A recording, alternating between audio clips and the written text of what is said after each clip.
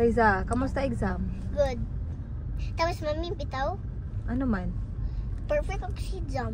Wow. Tapos, anong gi-exam niyo? Tapos ako po, kaya kaluoy, ang name ko, kasi hindi sila kompleto, hindi kasali yung Maribaw, kasi like this, oh, di ba nag-write ako sa Kaylee, you, walang Maribaw. Bakit?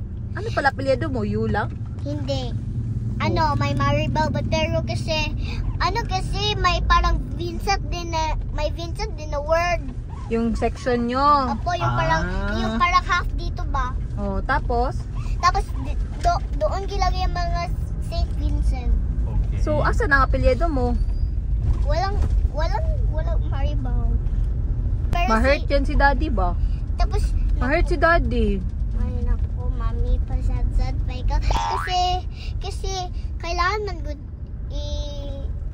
ilagay ang St. Vincent. Kung hindi, pagalitan kami. So, okay lang, wala apelyido daw.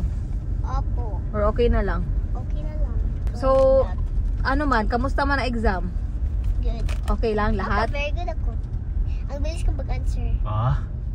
Tapos, Na-answeran mo lahat? Opo, Walang na-skip? wala. Tapos, okay lang? Apo, tapos hindi ako na like, I'm the queen.